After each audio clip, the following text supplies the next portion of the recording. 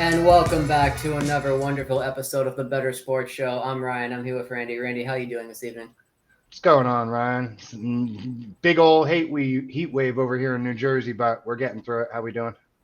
Same thing, heat wave up here in Massachusetts, but Massachusetts residents run on angst, sweat, all those negative emotions. So heat wave to us, it's enthralling, right? It's actually revitalizing in that regard. So, it doesn't affect us like it affects the rest of the country. Love to hear it. I do too. So we have some very recent events in sports. We have the Celtics winning banner number 18 at home in a blowout. We have the Oilers clawing back into the series against the Panthers. Connor McDavid, is this it? Are you who you say you are? Are you a superstar? Well, he is a superstar, but is he going to take that next step, win the championship, cement himself as this immortal guy in hockey lore? He's coming up on Gretzky's record, for most points during a playoff run. Oh, really? Yeah, no, he's about 5 points off. And now, to be fair, the reason he's able to catch that is because Gretzky's Oilers would win in like 4 or 5 games, so he'd have fewer opportunities to score points. That being said, the fact that anybody can touch a Gretzky record in the year of our Lord 2024 is just amazing. So I'm very curious to see if he does that. We have Game 6 on Friday. Oilers have all the momentum. Panthers, I think they may have gotten figured out just a little bit. They talked about it during the broadcast the other night. The Oilers' speed and their vertical attack, just getting pucks deep and forcing those Panthers defenders to try to race them back there, is causing them fits, where before the Panthers would be able to fight them along the end boards, slow the play down, circle back, make it physical. Oilers essentially going just all gas, no brakes. And when they won 5-3 the other night, that's how Edmonton wins, right? That's how they win. They just outscore you. Like In the previous game, it was 8-1, I believe, 7-1. What was the final score? Yep, 8-1. The dam finally broke, and they just kept scoring and scoring and scoring. And Bobrovsky, who was once a lock for the Conn Smythe, looks a little shaky. If you followed him in Columbus or Philadelphia, he can do this shit on occasion, right? He will take a sabbatical from the goal. He'll be like, yeah, don't need to play goalie tonight, right? I'm taking PTO, boys, and you don't know what you're getting in there. I hear you. I mean, again, you can see the emotions are running high and that this is becoming way closer than it had to be. I don't know if you saw the video of the Panthers GM smashing his water bottle against the wall. Yeah, right after McDavid scored. I mean, this series really seemed everything but close. 3-0. The Celtics were, it seemed like it was going to pace the same way that we just saw the NBA Finals. Just the Oilers were great all season, but weren't going to chalk it here in the final leg. And somehow, again, I believe no team has ever come back from 3-0 for the Stanley Cup. Am I correct on that as well? We've had 3-0 comebacks in the NHL playoffs. I don't know off the top of my head if there's been a 3-0 in the finals. Perhaps maybe in the classic years back in the 50s, there was a reverse sweep, but it may have been like a 2-0 to 3-2. Yeah. Well, they're knocking on the door for sure of a historical comeback. The only thing that this feels even similar to, we're going a little bit far back, but that, and again, it wasn't the World Series, but the ALCS between the Yankees and the Red Sox when the Yankees went up 3-0, and then somehow they dropped the next 4. Boston was able to rally all the way back. Seeing that with the powerhouse that McDavid is, and they're rallying. The Oilers with a head full of steam is a dangerous thing, and all of a sudden the Panthers don't seem as dangerous as they were.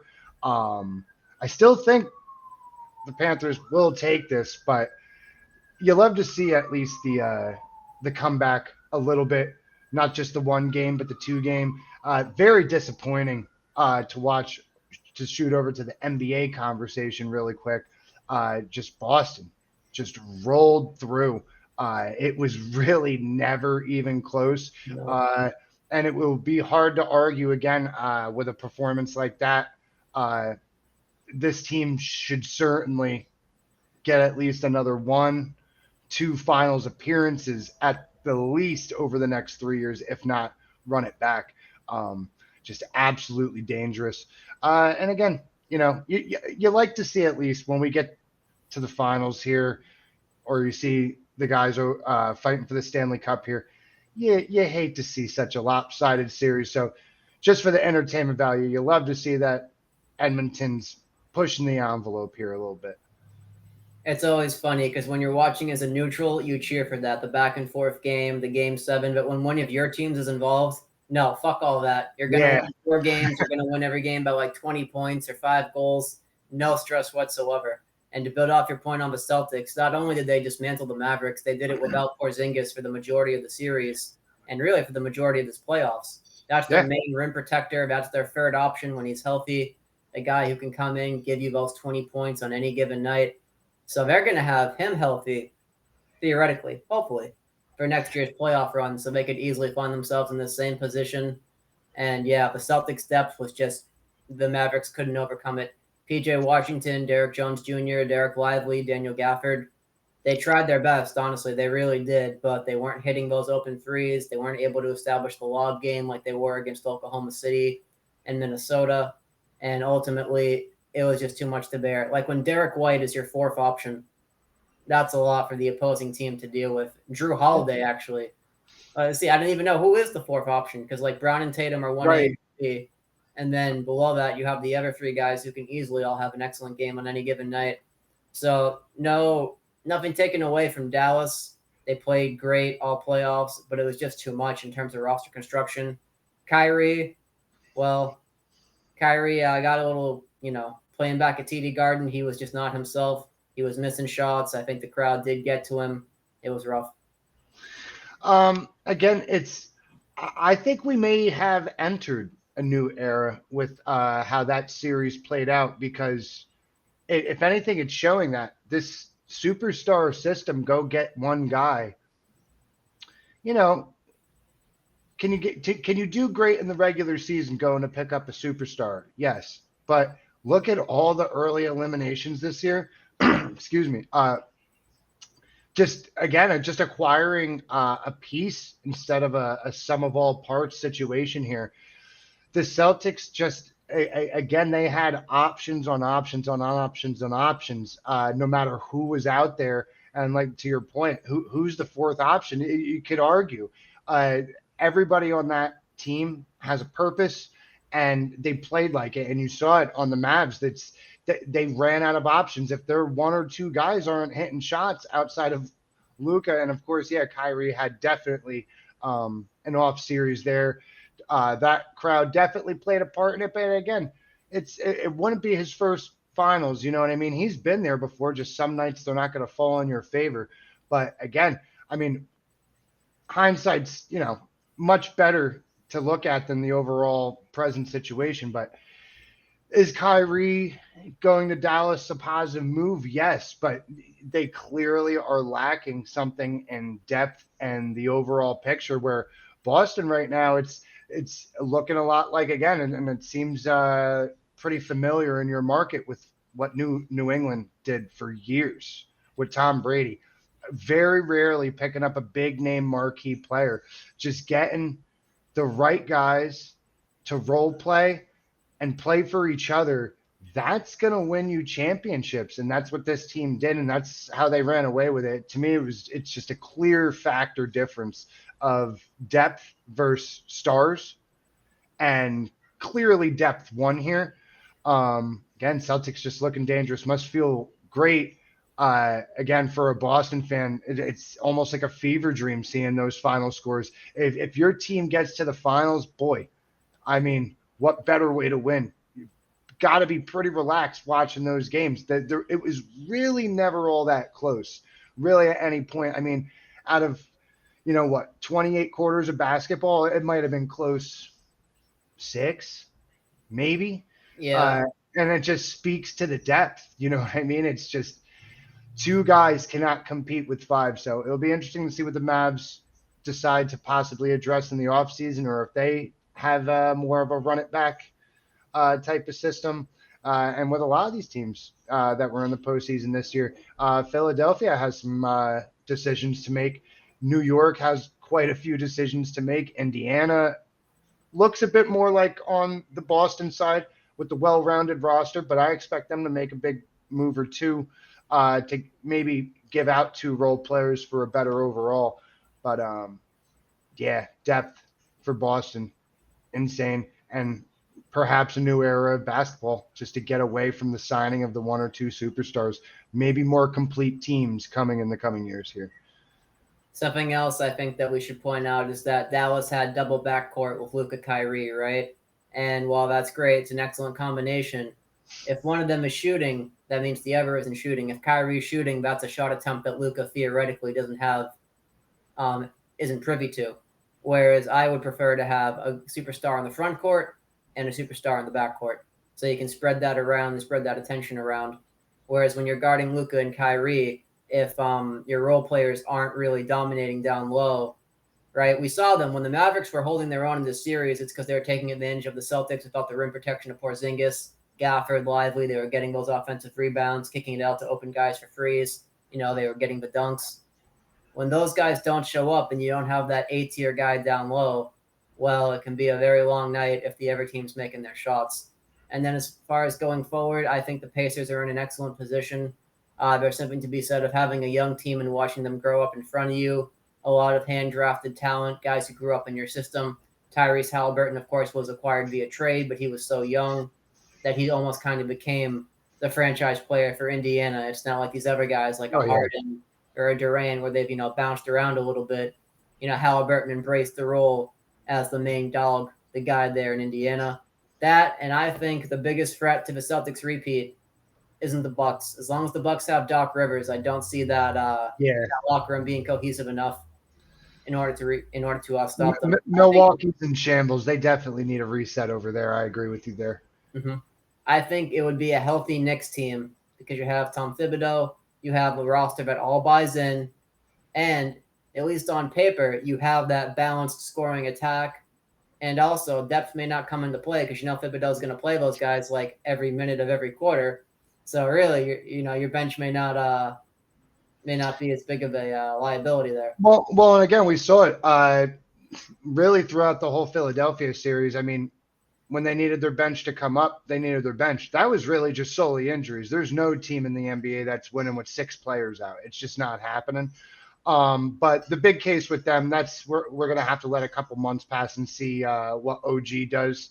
That's going to be the biggest thing. They've needed a big defensive guy, consistent defensive guy. He has some intangibles. He could hit the open three. He could score a bit, but it's the defense that we need. And again, we had no Randall really all year as well. But I feel like our season at the moment, because I don't know what the replacement would be if we don't retain OG. It looks like we're keeping Hartenstein, which is great. And again, just between him and Mitch, again, I love that side of the court. But there's been rumblings, possibly Devin Booker somehow to New York, but that sounds like we're giving up probably Randall and a pick. So I don't like that. I also saw a rumor earlier today, very possible that Paul George could end up in New York. And I got to tell you, I absolutely hate that. If we somehow pick him up, and that's, of course, in the case that OG walks, if we just picked up Paul George somehow for free, different story. But if we lose OG and don't retain him and he wants to take a bigger contract elsewhere, because apparently he's not phased with the number and he's looking for a max, which I find a little bit of a reach for a guy that only played half a season and has a reputation for being injured and not completing nearly a full season. Paul George hasn't looked the same since he left Indiana. So, and that's not the type of defensive piece that we need. Reminds me of the Carmelo and Stoudemire days where it's, we picked up 2 great names, but they're past their prime. You know what I mean? They're not, maybe not so much Melo when we had him, but definitely Stoudemire. His knees were banged up. He was not the same player he was prior. So again, a lot of that's going to rest on the New York market and what happens there. But that's a bold statement, and I appreciate it that the Knicks have the probably best chance in the Eastern Conference of taking down Boston. But to just look at the regular season record that Boston had this year, I mean, again, I was one of those people, it didn't seem like that they were challenged throughout the postseason, but maybe they, you know what I mean? Other teams just couldn't match their depth, which goes back to what I was just saying with perhaps a new era with how these teams are being molded. Yeah, I mean, an incredible run for the Celtics.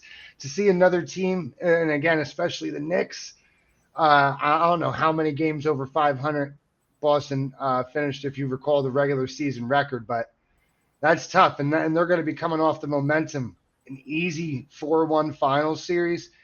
They might not lose a game in the first 15 games next year, Boston.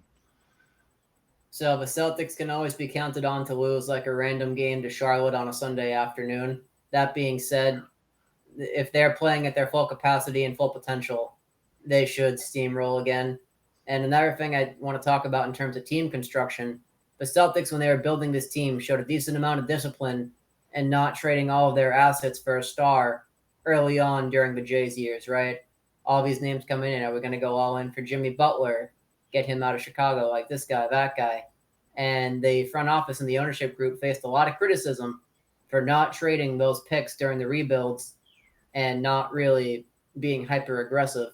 I think something can be said for trading for the right guy at the right time instead of trading for a guy or the best guy at the right time. And I know that's a little weird to say, like, oh, do you not want the best player available? Sometimes the best player available on the market may not be the best player available for you and your team. And an example of that, I've seen tons of insiders talk about how Klay Thompson is linked with Orlando. If you're Orlando, is that your best fit? Do you really want him there? He's going to command a very large contract. I don't know myself if that's going to be productive for them. I could totally be wrong about that. But that's just another thing with trigger discipline, right? Fans, ownership, they want a winner, and they wanted it yesterday. And if you're a GM, you can save yourself some time and keep your job by making those big aggressive moves, those splashes in free agency and trades. But sometimes the best move is to stay pat. Couldn't agree more. With that being said, I have a little bit of futures talk here. And, of course, the almighty plus 600 Mavs bet does not cash. Yeah, we had a shot. I don't know if you've been looking at anything for futures lately, but me personally, right, we're at the mid-year lull. NHL is about to wrap up within the next 5 to 7 days for sure, no matter how this series shakes out. NBA's done. The best we get out of that right now is Summer League, which has its highs. There are things coming there, but regarding sports betting, it is MLB second half right now, which it's dangerous. Trends never stay the same. The teams that have been hot are not going to be hot right now. We're dealing with a boatload of injuries this week. We got Yamamoto down for the Dodgers. We got Mookie Betts down for the Dodgers. Judge got hit last night. He's not playing. We got also Cole makes his return tonight for the Yankees, but also, and again, I mentioned them too because they're obviously the front runners to win the World Series, which I'm going to touch on in a second. But we are in the lull. We are in the almighty sports lull. If you are interested in MMA, you're all good. But outside of that, for us diehards with the trifecta or fourfecta, we could say fourfecta. We could add NHL in there. NHL, NBA, NFL, and MLB. The only focus now is MLB. And so what I didn't really consider last year, and I'm a little bit smarter this year, I'd like to think on the sports betting end, this is probably no better time to take a week, 2 weeks, and look at everything. Watch a bunch of random games, follow some teams, look at what you missed while we've been busy with NBA and NHL, right? Catch yourself up on what happened in the first half of the season. Who were the major injuries, and are they coming back? How did those teams do? So on, so forth. And so I've done some digging. But before we get into the digging, the Tyler Glasnow prop, I will give one update on that. I put that in about 2 months ago. Tyler Glasnow for National Cy Young winner. That is a dead even race now. Surprisingly, the only two, and the odds have changed a bit every day, but Zach Wheeler and Ranger Suarez, both pitchers on the Phillies, and the Phillies have had a rough about week and a half right now. Wheeler himself, I believe his past 2 starts have been absolute duds. He tied his career high for earned run his last outing. So it's actually surprising to still see him at this number. But we currently have Ranger Suarez as the leader in the National League on these odds at plus 350. Zach Wheeler right behind him at plus 460, and Tyler Glasnow tied with him. So when we took this, Glasnow was at plus 1,000. The only remaining candidates below Glasnow, Shota Amanga, the stud out of Chicago, not as hot as he started the year. He's taken a step back. And then below that, you got Chris Sale and Logan Webb, which, again, they're having good seasons, but I don't see anybody right now more consistent than Tyler Glasnow. So if you are interested, and again, if we consider sports betting like the stock market at times, right? You have your blue chips, you have your major players, you have maybe some that are just penny stocks, not so popular, right? And you're not looking to make a major $1 million come up off a small investment. If we sit back and look at sports betting and try to look at it like we're looking at the stock market, where I don't have to sweat today, I don't have to sweat tomorrow, I'm not even going to sweat for the next month. All these wagers are going to cash in September. And so that gives us 3 months to kind of just about a week or two right now to deliberate on a decision. And then we have a result in 3 months. And you'd be surprised. I believe the average person only sees about a 10% increase on the returns on the stock market per year. So if you could take your bankroll and grow it more than 10%, you're actually more successful than the typical stocks trader. Now, with that being said, Glasnow at plus 460, and he's half the value that he opened up at a month into the season. Looks like a pretty decent time to jump on it. Again, unless Zach Wheeler and Ranger Suarez have a complete turnaround, which I don't really see happening right now. The Phillies had a smoking hot first half.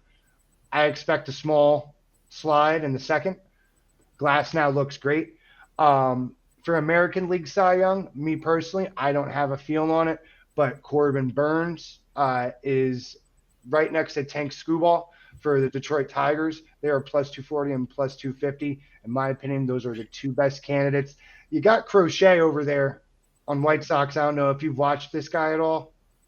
I have not, no. Oh, man, this guy, it's a shame that he's on the White Sox, but he throws absolute gas. They had a game, I believe, against Arizona earlier in the week. I think he threw 10 or 11 strikeouts. So he looks fantastic. He's at plus 1,200. But again, for Cy Young, it's probably I'm leaning on Corbin Burns there. So we have two pretty solid dogs there. But it gets better. Clay Holmes for the Yankees right now has been arguably the best relief and closer in the league. I believe at his 20 appearances, only 2 blown saves. So pretty much 18-2 when he comes into the game. He is sitting at plus 600. And he's behind Mason Miller, which confuses me. He's blown a couple games lately over for the Athletics, and Emmanuel Clace for the Guardians. And the Guardians have been having a tremendous year. He's definitely part of the reason. But to see Clay Holmes at plus 600 right now, insane value. I highly recommend out of all of these futures right now, that stuck out to me the most. That is absolutely tremendous value. And then, of course, where I started this point, just straight up World Series odds right now. If you're going to put your money on a World Series winner, if you wait any longer, the lines are going to get sharper and it's not going to be a great return. But right now, Dodgers, Yankees. I don't see another team outside those two winning, aside from the Guardians with a major upset. Somehow, the Guardians this season have been pretty scary. So it's going to be interesting what they do with the second half of the season, leading into the postseason. But Yankees at plus 450 to win the World Series. Dodgers are the favorite right now at plus 270. Again, just in my opinion, spectacular value across the board. I'm probably taking a step back in general from my daily betting for a week or two, and I'm probably just going to send about 20-25, which is my standard unit on each of these bets, and kind of, again, just have a solid possibility of a very nice September in a couple months. But that's what I have for MLB Futures right now. Outstanding value on the board. And to his point, once MLB becomes the main show in town, the lines are going to get much sharper as more money floods into the market from the syndicates, the sharp bettors, the guys with the models will all turn their attention towards baseball. Baseball is going to be the number one show in town, roughly for, let's say, a month and a half, 2 months until week 0 of college football. We have the MMA on the side. We love some MMA here on the show. But to be fair, MMA, handicapping that as a sport is very different than handicapping a traditional team sport. A bit of a barrier to entry there. So if you're betting baseball, like you said, you have to find the value anywhere on the board that you can find it. The one thing I'll throw out there for World Series futures, how would you feel about some Seattle Mariners propaganda?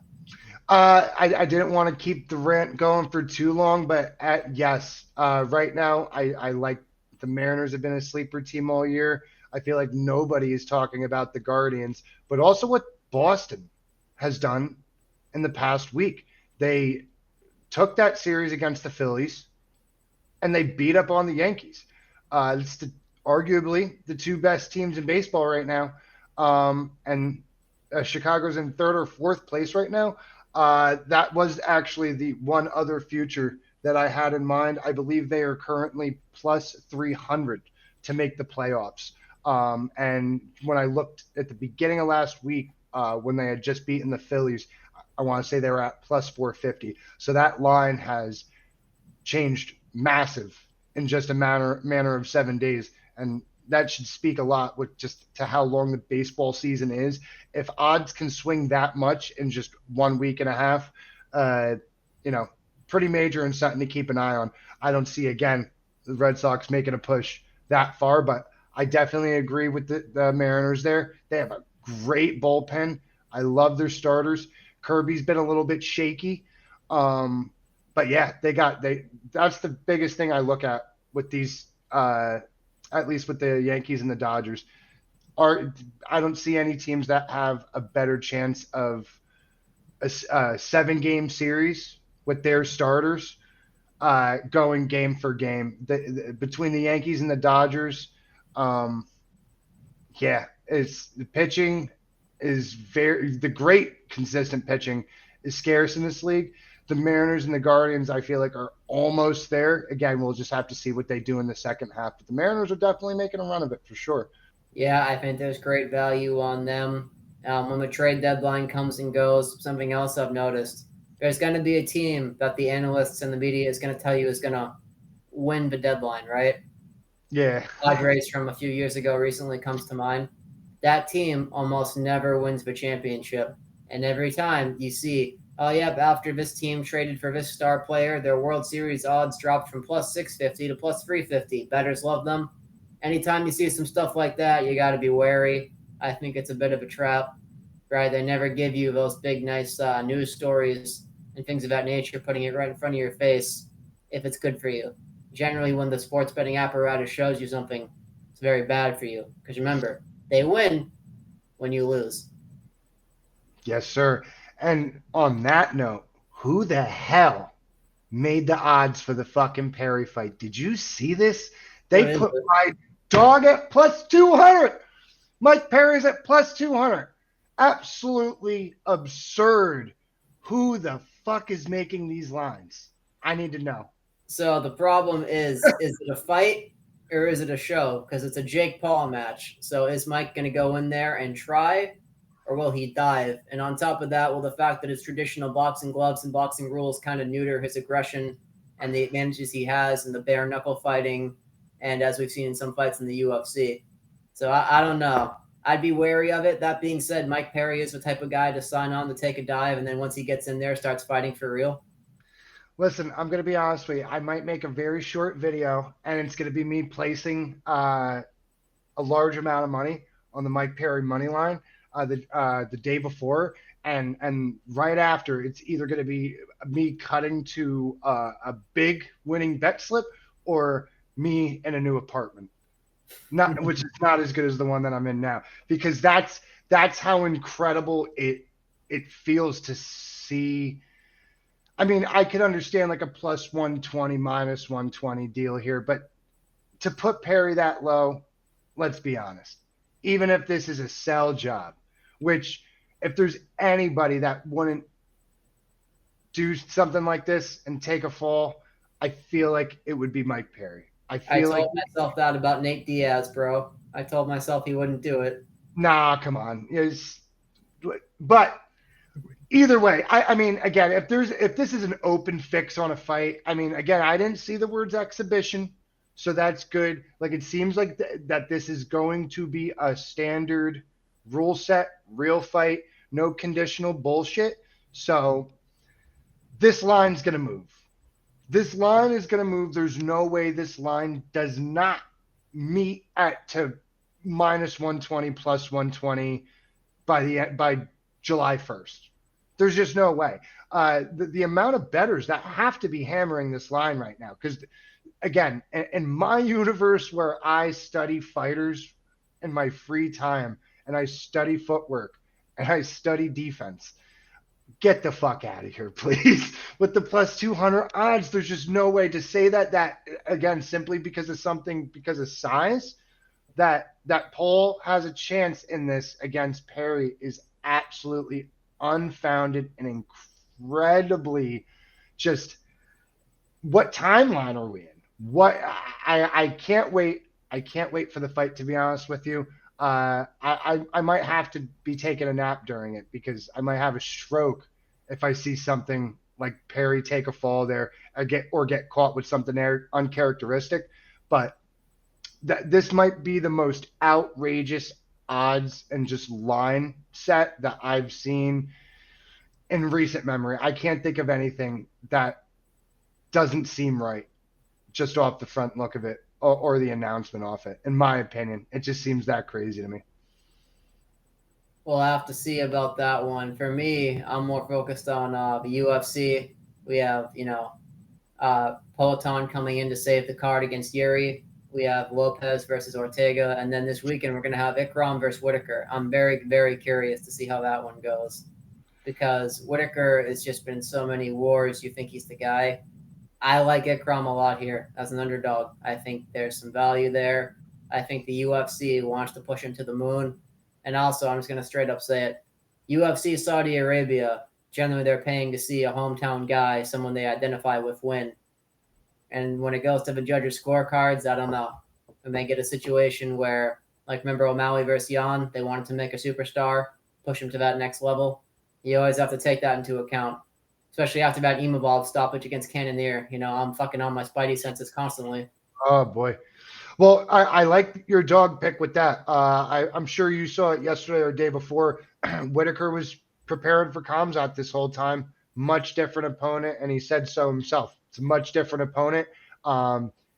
His words, he believes in his skill set, and he'll come away with the W. But belief is not training, and you fight how you train. And if he was training for Khamzat, that is not this guy. Definitely a bit of a different style that's going to be in there with him. So, and then, plus the technical home field advantage here on that side of the world. Whitaker's going to have a tough night. I don't see that being one-sided by any means. Should be a good fight. Might be fight of the night, in my opinion. Definitely save the card, in my opinion. Yeah, they've had a lot of weird cancellations lately. Khamzat, Connor, all these guys just having to drop out of fights. Carlos Soberg, he has a new opponent. He has Anthony Smith now. So, it's a cursed week in MMA. I don't know what the fuck's going on, but Dana pissed somebody off. Apparently, I'm seeing something with Anthony Smith making a call out to somebody if he wins this fight. I already think just for that alone, it might be a Fade Smith night. I never like when I see guys looking past where they're currently at before an event. It's never usually a good indicator.